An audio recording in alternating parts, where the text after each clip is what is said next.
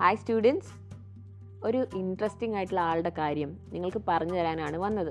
ആരാന്നറിയോ ഈ ഇൻട്രസ്റ്റിംഗ് ആയിട്ടുള്ള ആൾ? അതായത് നമ്മുടെ നാട്ടിലിപ്പോൾ ഉള്ള ഒരാൾ തന്നെയാണ്. 1947 നമ്മൾ ബ്രിട്ടീഷുകാരെയൊക്കെ നമ്മുടെ നാട്ടിൽ നിന്ന് പറഞ്ഞു വിട്ടു. അത് കഴിഞ്ഞ് കുറേ ഫോറിനേഴ്സ് ഇവിടെ വന്നു. കുറേ പേര് ഇവിടെ ടൂറിസ്റ്റായിട്ട് വന്ന് സ്ഥലമൊക്കെ കണ്ട് തിരിച്ചുപോയി. കുറേ പേര് ഇവിടെ താമസമാക്കി, അല്ലേ? ഇതുപോലെ ഫോറിനറായിട്ട് നമ്മുടെ നാട്ടിലേക്ക് സൗത്ത് അമേരിക്കയിൽ നിന്ന് വന്ന ഒരാളാണ്. ഓക്കെ, ഇപ്പോൾ ഇവിടെ പടർന്ന് പന്തലിച്ച് നമുക്ക് തന്നെ ഒരു ഭീഷണിയായി മാറിയിരിക്കുകയാണ്. വേറെ ആരുമല്ല, ഞാൻ പറയുന്നത് ഒരു പ്ലാന്റിനെ കുറിച്ചാണ്. സെന സ്പെക്ടാബിലിസ് അല്ലെങ്കിൽ സ്വർണ്ണക്കൊന്ന എന്ന് നമ്മൾ വിളിക്കുന്ന ഒരു ഇൻവാസിവ് സ്പീഷീസാണ്. സോ ഈ സ്വർണ്ണക്കൊന്ന എങ്ങനെയാണ് നമ്മുടെ നാട്ടിലെത്തിയത്? 1980-കളിൽ നമ്മുടെ വനങ്ങളുടെ ഭംഗി കൂട്ടുന്നതിൻ്റെ പദ്ധതിയുടെ ഭാഗമായിട്ട് ഒരുപാട് ഇൻവാസിവ് സ്പീഷീസിനെ ഇങ്ങോട്ടേക്ക് ഇൻട്രൊഡ്യൂസ് ചെയ്തിരുന്നു. അതിൽ വന്ന ഒരു ഫോറിൻ സ്പീഷീസാണ് ആര്? ശരിക്കും ഒരു ഏലിയനാണ്, അല്ലേ? നമ്മുടെ ഈ സെന സ്പെക്ടാബിലിസ്. സ്നേഹത്തോടെ നമുക്ക് സെന എന്ന് വിളിക്കാം. അപ്പോൾ സെന നമ്മളോട് ഇവിടെ വന്നിട്ട് സെനയ്ക്ക് നമ്മുടെ നാടൊക്കെ ഭയങ്കര ഇഷ്ടപ്പെട്ടു. അപ്പോൾ ഇവിടെ അങ്ങ് താമസാക്കി. അപ്പോൾ എങ്ങനെയാണ് ഇവർ ഇത്രയും സ്പ്രെഡ് ചെയ്ത് വളർന്നതൊക്കെ? ഞാൻ പറയാം. ഈ ട്രീയുടെ പ്രത്യേകതകൾ പറയുമ്പം ഇത് ഒരു മരമായിട്ട് വളരുന്നു. അതായത് ഹെർബും ഷ്രബും അല്ല, ട്രീ ആയിട്ട് തന്നെ വളരുന്ന ഒരു ചെടിയാണ്. ഇത് ഫേബേസിയ ഫാമിലിയിലെ മെമ്പറാണ്. അപ്പോൾ ഒരു ലെഗ്യൂമാണ്, നിങ്ങൾക്ക് മനസ്സിലായി. ഇവരുടെ ഫ്രൂട്ട് ലെഗ്യൂമാണ്. അപ്പോൾ ഒരേ ഫ്രൂട്ടിൽ തന്നെ ഒരുപാട് സീഡുകൾ ഇവർ പ്രൊഡ്യൂസ് ചെയ്യും. ഇതൊക്കെ നമ്മൾ മോർഫോളജി ചാപ്റ്ററിൽ പഠിക്കുന്നില്ലേ? യെസ്, ഫേബേസിയ ഫാമിലി നമ്മൾ പഠിക്കുന്നുണ്ട്. പക്ഷേ അതിൽ എക്സാമ്പിൾ നമ്മൾ ഈ സെന്നയുടെ കാര്യം പഠിക്കുന്നില്ല. വേറെ പല എക്സാമ്പിൾസാണ് നമ്മൾ പഠിക്കുന്നത്. പീ, ബീൻ, അവരൊക്കെയാണ് നമ്മൾ പഠിക്കുന്നത്, അല്ലേ? സോയാബീൻ, ഇതൊക്കെ പഠിക്കുന്നുണ്ട്. പക്ഷേ ഇത് പഠിക്കുന്നില്ല. പക്ഷേ ഈ ഫാമിലിയിൽ ഒരു പ്രത്യേക മെമ്പറാണ് സെന സ്പെക്ടാബിലിസ്. നല്ല മരം, വലിയ മരമായിട്ട് വളരും. ആൻഡ് ഒരു മരത്തിൽ നിന്ന് തന്നെ നമുക്ക് 100,000-ഓളം വിത്തുകളൊക്കെ കിട്ടും. അതുപോലെ ഇവർക്കൊരു സ്പെഷ്യൽ സീഡ് ഡിസ്പേഴ്സൽ മെക്കാനിസം ഉണ്ട്. ഇത് നമ്മൾ സെക്ഷൽ റിപ്രൊഡക്ഷനിൽ പഠിക്കുന്നുണ്ട്. സീഡുകളെ ഡിസ്പേഴ്സ് ചെയ്യുന്നത് പോളിനേഷൻ നടത്തുന്ന പോലെ തന്നെ സീഡ് ഡിസ്പേഴ്സലിനും പ്ലാന്റ്സിന് പല മെക്കാനിസംസ് ഉണ്ട്. അപ്പോൾ ഇവരിൽ സീഡ് ഡിസ്പേഴ്സലിന് ഹെൽപ്പ് ചെയ്യുന്നത് ആരാന്നറിയാമോ? ആന, മുള്ളംപന്നി, നമ്മുടെ പുള്ളിമാനൊക്കെയാണ്. അപ്പോൾ വിത്തുകൾ പെട്ടെന്ന് തന്നെ കാടിൻ്റെ എല്ലാ ഏരിയയിലേക്കും എത്തിപ്പെടുന്ന ആൾക്കാരാണല്ലോ ഇവരൊക്കെ. അപ്പോൾ എല്ലാ ഏരിയയിലേക്കും ഈ വിത്തുകളെ എത്തിക്കാനും ഇതിലൂടെ കഴിഞ്ഞു. അപ്പോൾ മുള്ളാമ്പന്നിയുടെ മുള്ളിലൊക്കെ വിത്തുകൾ ഇങ്ങനെ കയറിയിരിക്കുന്നതെന്ന് ആലോചിച്ച് നോക്കിക്കേ. അപ്പോൾ ഫുൾ കാട്ടിൽ ഇങ്ങനെ വിത്തുകൾ എത്തി ഈ ചെടി ഇങ്ങനെ നല്ല പോലെ പടർന്ന് പന്തലിച്ചു. അപ്പോൾ എങ്ങനെയാണ് ഇവർക്ക് മനസ്സിലായത് ഇതിങ്ങനെ പടർന്ന് പന്തലിച്ച് ഒരു ത്രെറ്റായി മാറിയെന്നുള്ളത്?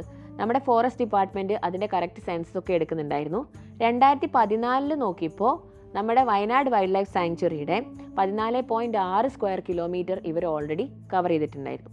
അതിനുശേഷം ഒരുപാട് വർഷം 2019 നോക്കി. അതിനുശേഷം 2022 ഇവർ ഇതിൻ്റെ ഒരു കണക്കെടുത്ത് നോക്കിയപ്പോൾ 35%, അതായത് നമ്മുടെ വയനാട് വൈൽഡ് ലൈഫ് സാങ്ച്വറിയുടെ 35% ഈ പ്ലാന്റ് വളർന്ന് കവർ ചെയ്തിരിക്കുകയാണ്.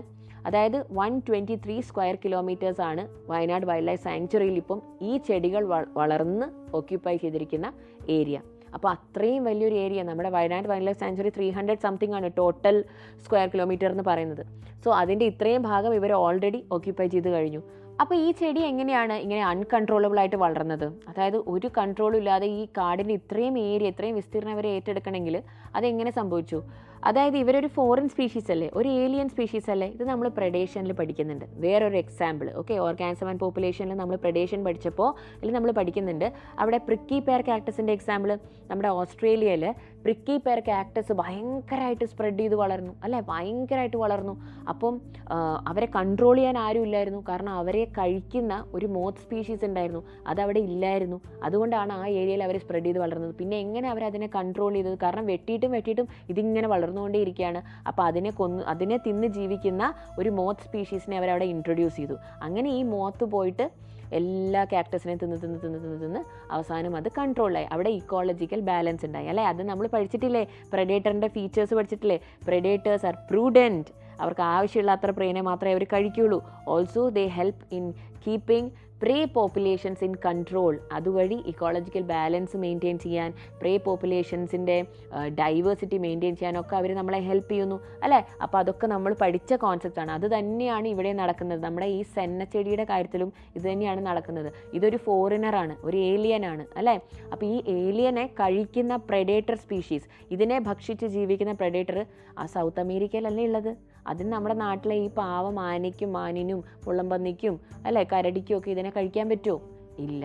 അപ്പോൾ ഇവർക്കിതിനെ ഭക്ഷിക്കാനും പറ്റില്ല, അതുകൊണ്ട് അവർക്ക് എനർജിയും കിട്ടുന്നില്ല, അവരും വിശന്നിരിക്കുന്നു അല്ലേ. പക്ഷേ ചെടിക്ക് എന്താണ്, ചെടിക്ക് ലാഭമല്ലേ, കാരണം അതിനെ ആരും കൊന്നു തിന്നാനില്ല, ഒരു ത്രെറ്റും ഇല്ല, ചുറ്റുമുള്ള ചെടികളൊന്നും വളരുന്നുമില്ല, അതുകൊണ്ട് ഇവർ ഹാപ്പി ആയിട്ട് വളരുന്നു അല്ലേ.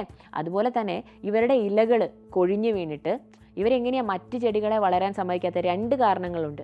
ഒന്ന് അലീലോപ്പതി, അവർ അലോ കെമിക്കൽസിനെ റിലീസ് ചെയ്യുന്നുണ്ട്, അത് മണ്ണിനെ എഫക്റ്റ് ചെയ്യുന്നുണ്ട്. രണ്ടാമത്തെ കാര്യം, അതുപോലെ മറ്റ് ആനിമൽസ്, നമ്മുടെ ഇവിടെയുള്ള ഇൻഡിജിനസ് സ്പീഷീസ് ഇവർക്ക് കഴിക്കുന്നുമില്ല. രണ്ടാമത്തെ കാര്യം, ഇവർ ഒരുപാട് ഇലകൾ പ്രൊഡ്യൂസ് ചെയ്യും, ഓരോ ബ്രാഞ്ചിലും ഒരുപാട് ഇലകൾ പ്രൊഡ്യൂസ് ചെയ്യും. ഈ ഇലയെല്ലാം കൂടെ കൊഴിഞ്ഞു വീണ് മണ്ണിൻ്റെ ആ സന്തുലിതാവസ്ഥയിൽ, അതായത് മണ്ണിൻ്റെ pH, മണ്ണിൻ്റെ composition, water content, chemical constituency, ഇതൊക്കെ എഫക്റ്റഡ് ആവുകയാണ്. കാരണം ബാക്കി ചെടികൾ വളരുന്ന മണ്ണിൽ നിന്ന് വെള്ളവും മിനറൽസും യൂട്ടിലൈസ് ചെയ്തിട്ടല്ലേ, പക്ഷേ മണ്ണിലെ വെള്ളവും ഒക്കെ ഈ ഇലകൾ വീണ് ഈ മണ്ണിൻ്റെ കോമ്പോസിഷൻ ഇത് ഭയങ്കരമായിട്ട് എഫക്റ്റ് ചെയ്യുന്നു. അപ്പം ആ മണ്ണിൻ്റെ കോമ്പോസിഷൻ വരെ ഈ ഒരു ചെടിക്ക് ഒരു ഫോറിനറിന് മാറ്റാൻ പറ്റി അല്ലേ. അപ്പോൾ അവിടെ വേറെ ചെടികൾക്ക് അതുകൊണ്ട് വളരാൻ പറ്റുന്നില്ല. പിന്നെ ഇവരിങ്ങനെ പടർന്ന് പന്തലിച്ച്, ഇവരുടെ കാനോപ്പി എന്ന് പറയുന്നത് ഭയങ്കര വലുതാണ്, ഭയങ്കര ഡെൻസ് കാനോപ്പിയാണ് ഇവർ ഫോം ചെയ്യുന്നത്. അപ്പോൾ സൺലൈറ്റ് വളരെ കുറച്ചായിരിക്കും ഇവർ വളരുന്ന ഏരിയയിൽ കിട്ടുന്നത്. അപ്പോൾ താഴെയുള്ള ചെടികൾക്കൊന്നും അതുകൊണ്ട് ഈ തണൽ കാരണം അവർക്ക് ആവശ്യത്തിന് സൺലൈറ്റ് കിട്ടില്ല, അപ്പോൾ അവർക്ക് വളരാൻ ബുദ്ധിമുട്ട്. അങ്ങനെ ഒരുപാട് കാരണങ്ങൾ കൊണ്ട് ഇവർ മറ്റുള്ളവരുടെ ലൈഫ് ഭയങ്കര ഡിഫിക്കൽട്ടാക്കുകയാണ് അല്ലേ. ഈ സെന്ന സ്പെക്ടാബിലിസ് കാണുമ്പോൾ ഭയങ്കര ഭംഗിയാണ്, നല്ല ഭംഗിയുള്ള മഞ്ഞ പൂക്കളൊക്കെയാണ്, ഓക്കെ, ഭയങ്കര ബ്യൂട്ടിഫുള്ളാണ്, ഓർണമെൻ്റലായിട്ടൊക്കെ യൂസ് ചെയ്യുന്ന പ്ലാന്റ് ആണ്. പക്ഷേ ഇങ്ങനെ കുറച്ച് കാര്യങ്ങൾ ഈ ചെടിക്കുണ്ട്. അപ്പോൾ നമ്മുടെ കൺക്ലൂഷൻ എന്താണ്, നമ്മൾ ഇങ്ങനെയുള്ള ചെടികളെക്കുറിച്ചൊക്കെ കേൾക്കുമ്പോൾ, ഇങ്ങനെയുള്ള ഫാക്ട്സ് ഒക്കെ കേൾക്കുമ്പോൾ നമുക്ക് മനസ്സിലാവും നമ്മൾ പഠിച്ച ഒരുപാട് കാര്യങ്ങൾ നമ്മൾക്ക് ഇതിലൂടെ കണക്ട് ചെയ്ത് മനസ്സിലാക്കാൻ പറ്റും. അതായത് നമ്മൾ ഓർഗാനിസം ആൻഡ് പോപ്പുലേഷൻ ചാപ്റ്ററിൽ പഠിക്കുന്ന പ്രഡേഷൻ്റെ കാര്യം അല്ലേ, അതുപോലെ അവരുടെ പ്രഡേറ്റർ അവിടെ ഇല്ലാത്തത് കൊണ്ട് ഈ പ്രേ പോപ്പുലേഷൻ ഇങ്ങനെ കടന്ന് സ്പ്രെഡ് ചെയ്യാൻ പറ്റുന്നു അല്ലെ, അൺകൺട്രോളബിളായിട്ട് വളരുന്നു, അത് നമ്മൾ മനസ്സിലാക്കി. അതുപോലെ തന്നെ നമ്മൾ അമെൻസാലിസം പഠിച്ചു. അമെൻസാലിസത്തിൽ ഈ ചെടി ഭയങ്കര ഹാപ്പി ആയിട്ട് വളർന്നുകൊണ്ടിരിക്കുകയാണെന്ന്. ഇത് നോക്കുമ്പോൾ പുതിയ സ്ഥലം, ഇഷ്ടം, നല്ല മണ്ണ്, നല്ല വെള്ളം, നല്ല ക്ലൈമറ്റ് വളർന്നുകൊണ്ടിരിക്കുന്നു. അപ്പോൾ അത് അറിയുന്നില്ല അല്ലേ. പക്ഷേ അത് പ്രൊഡ്യൂസ് ചെയ്യുന്ന കെമിക്കലും അത് ഈ സൺലൈറ്റിനെ ഇല്ലാണ്ടാക്കുന്നതും ഒക്കെ ആരെ എഫക്റ്റ് ചെയ്യുന്നത്, അതിനെ ചുറ്റും വളരുന്ന ചെടികളെ നെഗറ്റീവ്ലി എഫക്റ്റ് ചെയ്യല്ലേ ചെയ്യുന്നത്. അപ്പം അതൊരു എന്താണ്, ഒരു നെഗറ്റീവ് ന്യൂട്രൽ ഇൻട്രാക്ഷനാണ്. കാരണം നെഗറ്റിവിറ്റി ബാക്കിയുള്ള ചെടികൾക്കും ന്യൂട്രൽ, അതായത് ഇതിനെ അത് എഫക്റ്റ് ചെയ്യുന്നില്ല, ഇത് ഹാപ്പി ആയിട്ട് വളർന്നുകൊണ്ടിരിക്കുകയാണ്, ഇസ്ന്റ് ഇറ്റ്? യെസ്. അപ്പം അതെന്താണ്, കാരണം ചുറ്റുമുള്ളവർ ഇവർക്ക് വേറെ ഗുണമൊന്നും ചെയ്തു കൊടുക്കുന്നില്ല ഈ സെന്ന ചെടിക്ക്, പക്ഷേ ഇവർ ഹാപ്പി ആയിട്ട് വളർന്നുകൊണ്ടിരിക്കുകയാണ്. സോ ഇവരെ അത് എഫക്റ്റ് ചെയ്യുന്നില്ല. അപ്പോൾ ഇവർക്കൊരു ന്യൂട്രൽ ഇൻട്രാക്ഷനും ബാക്കി ചുറ്റുമുള്ള സ്പീഷീസിന് അത് നെഗറ്റീവ് ഇൻട്രാക്ഷനുമാണ്. അതുപോലെ തന്നെ നമ്മൾ നമ്മുടെ ഓർഗാനിസം ആൻഡ് പോപ്പുലേഷനിൽ പഠിച്ച ഇൻറ്ററാക്ഷൻ്റെ കാര്യങ്ങളൊക്കെ നമ്മൾ ഒരു രീതിയിൽ നമ്മൾക്ക് കണക്ട് ചെയ്തിട്ടുണ്ടെങ്കിൽ ഈ ഒരു എക്സാമ്പിളിലൂടെ നമുക്ക് മനസ്സിലാക്കാൻ പറ്റും. അപ്പോൾ ഐ ഹോപ്പ് ഈ ഇൻഫർമേഷൻ എല്ലാവർക്കും യൂസ്ഫുൾ ആയെന്ന് വിചാരിക്കുന്നു. അപ്പോൾ നമ്മുടെ ഈ സെന ചെടിയുടെ സ്പ്രെഡിങ് കൺട്രോൾ ചെയ്യാനായിട്ട് നമ്മുടെ ഫോറസ്റ്റ് ഡിപ്പാർട്ട്മെൻറ്റ് ഓൾറെഡി മെഷേഴ്സ് എടുത്തിട്ടുണ്ട്. അവർ അതിൻ്റെ തോല് ചെത്തിയും അതിനെ ചെടികളെ പിഴുതെറിഞ്ഞ് നശിപ്പിച്ച് കളഞ്ഞുമൊക്കെ അങ്ങനെയൊക്കെ കൺട്രോൾ ചെയ്യാനായിട്ട് നോക്കുന്നുണ്ട്. അപ്പം ലെറ്റ്സ് ഹോപ്പ് അല്ലേ, ഇങ്ങനെ അനാവശ്യമായിട്ട് ഈ ഒരു ഫോറിനർ, ഒരു ഏലിയൻ നമ്മുടെ നാട്ടിലിങ്ങനെ സ്പ്രെഡ് ചെയ്യാണ്ടിരിക്കുന്ന നമുക്ക് പ്രതീക്ഷിക്കാം. അപ്പോൾ ഇതുപോലെയുള്ള വീഡിയോകൾ മക്കളെ ക്യൂരിയസ് ആക്കുന്ന ഇങ്ങനെയുള്ള എന്തെങ്കിലും ടോപ്പിക് ഉണ്ടെങ്കിൽ, നിങ്ങൾ കേട്ട ഏതെങ്കിലും ചെടിയുടെ കാര്യമോ ബയോളജി റിലേറ്റഡുള്ള എന്തെങ്കിലും ഉണ്ടെങ്കിൽ അത് ഞാൻ വന്ന് പറഞ്ഞു തരണം നിങ്ങൾക്ക് തോന്നുന്നുണ്ടെങ്കിൽ നിങ്ങൾ ഈ വീഡിയോയുടെ താഴെയുള്ള കമൻറ്റ് ബോക്സിൽ അത് അറിയിക്കുക കേട്ടോ. അപ്പോൾ അതിനെക്കുറിച്ച് നിങ്ങൾക്ക് ഞാനൊരു ഡീറ്റെയിൽഡ് എക്സ്പ്ലനേഷൻ ആയിട്ട് വരുന്നതായിരിക്കും. പിന്നെ ഇതുപോലുള്ള കണ്ടൻറ്റ്സ് ഇഷ്ടമാണെങ്കിൽ അതും നിങ്ങൾ കമൻറ്റ് സെക്ഷനിൽ അറിയിക്കുക. So I hope it's very important that we keep our biodiversity diverse, isn't it? അതായത് ഇങ്ങനെ ഒരുപാട് സ്പീഷീസ് ഒക്കെ വരുന്നത് നല്ലതാണ്, പക്ഷെ അത് ബാക്കിയുള്ളവരുടെ സർവൈവൽ എഫക്റ്റ് ചെയ്യാതെ കൂടെ മുന്നോട്ട് പോകണം, isn't it? അപ്പോൾ ബയോഡൈവേഴ്സിറ്റി അതുപോലെ തന്നെ നമുക്ക് മെയിൻറ്റെയിൻ ചെയ്യാൻ വേണം. So I hope that happens and അപ്പം all the very best to all of you. അടുത്തൊരു വീഡിയോ ആയിട്ട് കാണാം. ബൈ.